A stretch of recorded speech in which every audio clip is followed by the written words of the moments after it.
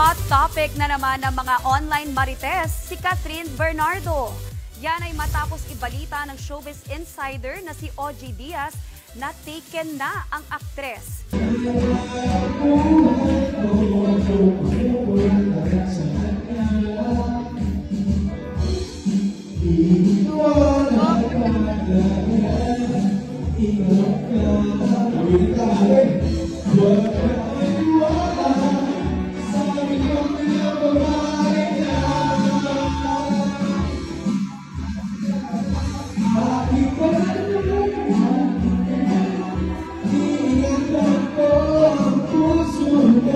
Hello Kathden fans! Ito na nga ha, breaking news. Dalawa yung breaking news natin dito mga customers. Yung isa, medyo ano lang ng fan. Pero ito no, narinig niyo yung balita na taken na raw si Ma'am Catherine mga kasambreros. Pero alam ko, yung kaya, kasi kaka-upload lang nito sa sa frontline na sa TV5 mga kasambreros. Na sinasabi nga na taken na si Ma'am Catherine ng isang poging non-showbiz hunk. At saka non-showbiz siya pero yung nire-reflect nila sa kumapa sa screen mga kasambreros ay hindi naman po sa kumapa nagdududa tayo no ng kapugian ni Sir ay hindi po yata ito kasi si Sir OG Diaz yung kanilang parang naging source dito mga kasambreros dito sa Frontline weekend na balita no. So, if I'm not mistaken, this was still referring to Mayor Mark Alcala na yun nga, na maging si Ma'am Catherine ay nag-declare na at saka nagkumpirma na she's happily single mga kasambreros. Single but not available kasi may usapan na sila ni Sir Alden mga kasambreros, no? Kasi mag-aaral pa si Sir Alden tapos si Ma'am Catherine naman ay ilang taon pa ang gusto niyang enjoy as a single mga kasambreros kung kaya panatag po tayo sa Kathden. So tapos yung isa ay parang nag-ano siya no, suggest na what if pumasok si Catherine Bernardo sa incognito. So malaking pasabog nga yun pero duda rin ako ng kumaga pa ipapasok or tatanggapin ni Ma'am Kath kung sakali mang i-offer sa kanya na pumasok sa incognito kasi unang-una parang nagsabi na siya dati na ayaw niyo muna makatrabaho si Sir DJ and then baka mag-spark na naman ang kasi ang kulit ng ginawa nila dito kay Ma'am Catherine sundalo tapos yun nga no kung ibabalik or ipapasok nila si Ma'am Catherine sa buhay na naman ni Sir DJ ay baka magkaroon na naman ng panunuyo and then baka madali na naman ang inyong box office queen. Pero duda ako kasi mature na si Ma'am Kath when it comes to handling relationships. And kumbaga pa, she learned a lot dun sa kanyang past 11 years na relationship mga kasambreros. So, nagsilbing aral at inspirasyon yun sa kanya. Tapos, sobrang kulit dito ni Sir Alden. Mamaya, papakinggan natin ito. So, nga, no, para sa inyo, no, papasok ba siya? Makiklik ba ito? Papatok ba? Or gusto niyo bang pumasok siya o hindi? So, comment po kayo mga Cathnetics. And then ito, sobrang kulit ni Pops Alden mga kasambra. Kasi diba dun sa may binyagan, ang dami palang kanta niya. Hindi lang pala yung, kumbaga pa yung theme song nila na kumbaga pa yung dilaw at yung kumbaga pa yung kanilang kinakanta parati ni Ma'am Catherine palagi. So, hindi lang pala yun yung kinanta niya dito. So, kinanta niya pa rin dito yung aking kanal. Sobrang kulit talaga ng Pops Alden nyo. Enjoy party lang talaga ang box office king ninyo mga customers ngayong Holy Week. Tapos meron pa siyang isang kinanta dito no. It's only you and me. Ganon. So ganon kumanta at tumirada ang inyong Pops Alden para kautin na yung itsura nyo. Parang galit na galit pa talaga sa lyrics mga customers. Team song yan talaga ito no, itong mga kantang ito or paborito yung kantahin sa mga video okay. So ang kulit talaga ng inyong box office king. Hindi mo akalaing box office king ito at saka bilyonaryo kapag pantay-pantay na no. And ganoon naman humble naman talaga si Sir Alden mga kasambreros. And then isang fan dito sobrang kulit. Pati yung nasa likod napansin ko talaga ito mga kasambreros na reception sa binyag hindi. Meet and greet with Alden, yes. Picture yung isang fan. Tapos tingnan yung yung isang Yung isang fan din sa likod. Adala. Oh, yan. Umaatake rin sa posing din ng photo bomber sa likod. So, ba natatawa talaga ako dito mga kasambreros. Ang kulit nung nasa likod eh. Posing din po si Sir Rom. Ayan, pak. Sorry po. Dadala ko dito sa katatawanan. And then ito, last item natin, chill lang, no?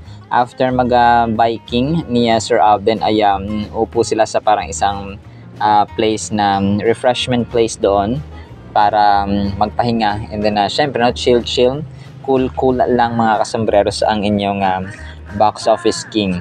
So ang daming ganap, no? Nagpapasalamat ako at parating nagpo-post si Sir Alden sa kanyang Instagram account. Para din po tayo maambunan ng mga balita at updates sa Kathden mga kasambreros. Alright, so yan actually sa ating Kathden items. Sana po ipangyan po natin ang Word of God. Para po sa ating Word of God mga kasambreros ay sobrang ganda po nito. Ang title po natin, Katapatang Wagas. Sorry po, naulan po dito sa amin. Psalm 119:90. Your God or your faithfulness endures to all generations. You established the earth and it abides. Sa Tagalog po, ang inyong katapatan, referring to God, ay magpapatuloy sa lahat ng salinlahi. Matibay niyong itinatag ang mundo, kaya ito'y nananatili.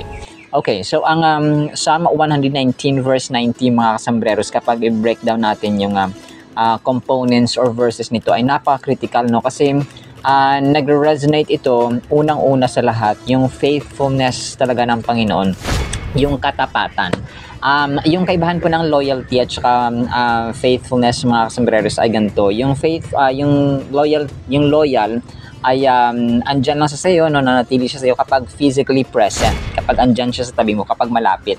However, ang faithful po ay kahit na malayo, kahit na distant kayo sa bawat isa, kagaya sa atin, no, ang Diyos po ay nasa langit, tayo po ay dito, faithful pa rin at tapat. So sa partner sa buhay, kailangang faithful yung hanapin nyo, wag lang yung loyal, kasi magiging tapat lang yan kapag andyan ka, no, kapag loyal siya.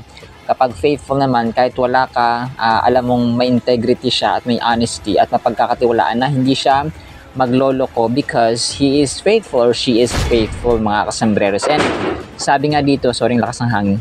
Sabi nga dito, ang faithfulness ng Panginoon ay kung pa naglalast, no, nag-i-endure sa lahat ng generations.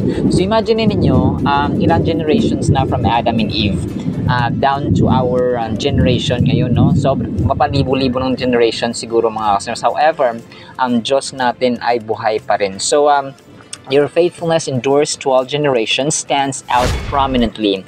It establishes God's commitment beyond a single time period or event. So, walang generation na lapse. Walang generation na nakakaligtaan siya mga kasambreros because He is, kung pa, everlasting to everlasting ang buhay niya.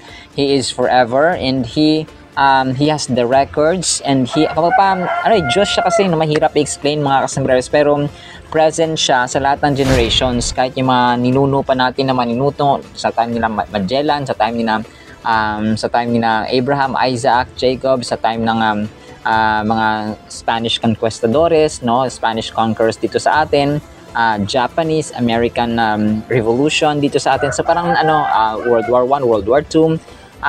So even before the time began and even before the world was created, andun na siya. So that is why witness siya. Siya ang buhay na witness at buhay na may records mga kasambreros ng lahat ng generations. So this unwavering faithfulness can be attributed to the covenant relationship God established with His chosen people. Nakahulugan ito na lahat ng generation from the earliest times until now can depend on God's truth and faithfulness. So yun po siya mga kasambreros. And yung next phrase na you have established the earth, ibig sabihin po ay nagre-reinforce ito ng power of creation, that God Himself is the creator who not only made everything but also gave it stability. Kumaga pa sa Kanya, no, sila ni Lord Jesus Christ mga kasambreros ang nag-hold ng universe, ng mundong ito, ng Mars, ng Venus, ng Jupiter, and lahat ng planeta and constellations in universe. And siguro yung lesson natin dito mga kasambreros na ang Diyos po natin ay timeless. hindi nag-exist ang time doon sa dimension no, sa langit mga kasambreros na yung pagiging present ng Panginoon from generation to generation ay encapsulated no, sa verse na Psalms 119 verse 90. And one key lesson na napakahalaga po ay yung faithfulness talaga, lalong-lalo na yung reflection syempre no, sa mag-asawa, sa magjowa. For example, talagang kailangan din itong faithfulness. Kung kaya yung tatlong characters na faith, hope, and love, dapat ang tatlong ito ay mag-a-abide at mananatili sa atin. Kasi ang Diyos natin na example ng faithfulness. So tayo mga anak niya, parang dapat duplicate natin siya or ginagaya natin no as Jesus Christ is mga kasambreros. And wag tayo mabahala kasi ang Diyos po natin ay kung tayo lang actually ang nangiiwan minsan pag sobrang busy na ay wala ng panahon sa kanya, but He remains faithful and His faithfulness endures sa lahat ng generations. Maubos man ang tao sa mundong ito, God is still God. Ganon siya katindi mga kasambreros. Alright, so naman po in the meantime nawa po ay pagpalain po tayo ng pag-ibig, pananampalataya at pag-asa in the mighty, holy, sweet, magnificent, faithful God, Jesus Christ. And everyone said, Amen and Amen. See you sa next segment po mga kasambreros and paalam po. I love you.